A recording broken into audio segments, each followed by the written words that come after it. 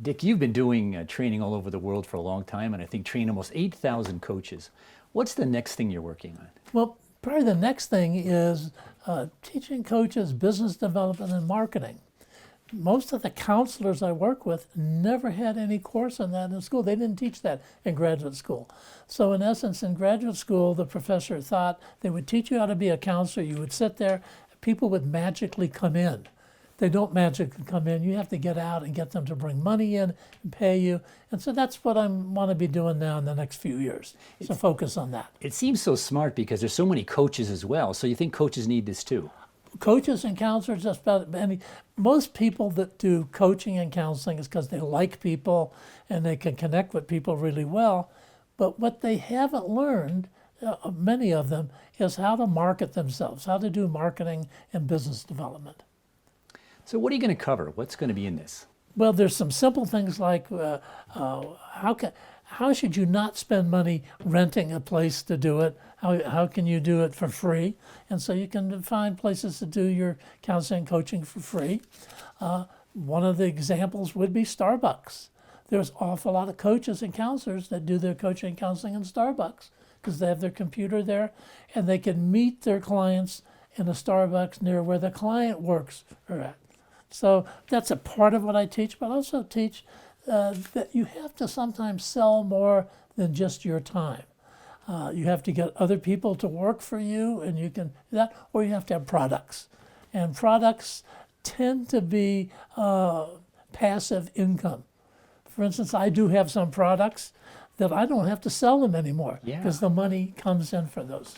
Great. And you've done some writing and newsletters, and you bring people into your system in lots of different ways. Well, yeah, and I do. I don't particularly like to write, but I do have a newsletter and a journal, but other people write in them. All I do is edit those.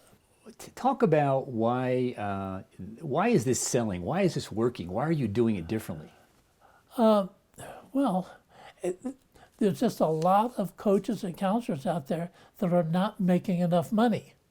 Well, it's interesting when I tell them, in order to make more money, you need to increase your hourly rate. And sometimes that scares them. But as a matter of fact, the more you charge for your service, the more people buy into that, the more they value that. So most counselors and coaches I work with don't charge enough when they start.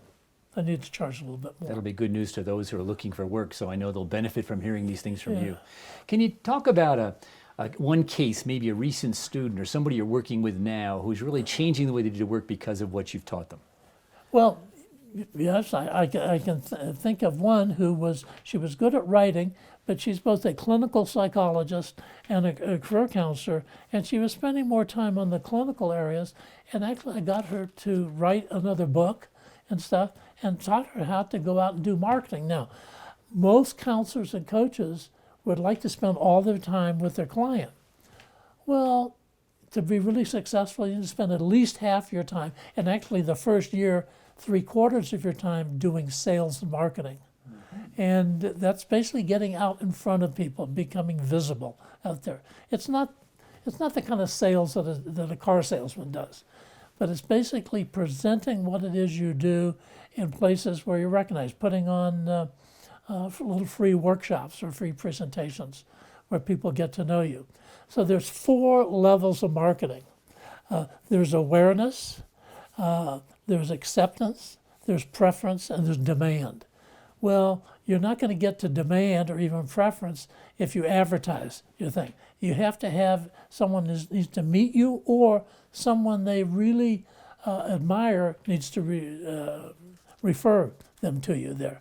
So that's really at the demand phase that I teach people to move to. And then you go through the other phases and they'll have a whole package to understand that. Yeah, the other phases just don't pay off very much. So I start with awareness, acceptance, preference, and then demand.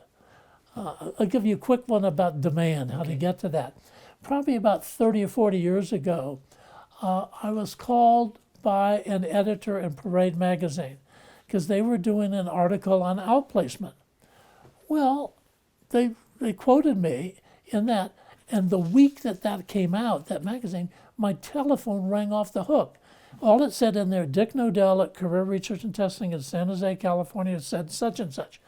I don't even remember what I said, but it got me out there. So I had people calling me from Toronto and New York wanting to fly out to see me and get a session with me. And I said, well, you don't need to do that. I can refer you to people there. I said, no, we want to come to you. That's the demand level. So it kind of startled me when I got to that. But that's what people need to shoot for, is getting to the demand level. Why do you care so much? Why do I care so much? Well, I've been training career counselors and career coaches for 44 years, 45 years now, I think it's been. And I find that they can turn around and affect more individuals. I don't generally see individuals anymore. I only work with coaches. So I can, in essence, affect so many more people. And probably I have a different personality than most counselors there, because I probably tend to be more of a teacher or a salesperson, I guess, and motivate people. I believe that I want everybody in the world to wake up in the morning before the alarm clock goes off, because they can hardly wait to get there. I think that's possible for all of us. I think that's possible for a garbage man to do that. I mean, I was a hospital janitor at one time, and I did a really good job and I actually liked that job. That was a good job there. And so I think no matter what your occupation is, you can get into it's not a dream job, it's a real job. So I really want everybody to focus on what they can be most successful at, how they can contribute. And so in organizations, I want the individual employee to contribute to the organization, but I want the organization to help them develop their individual careers.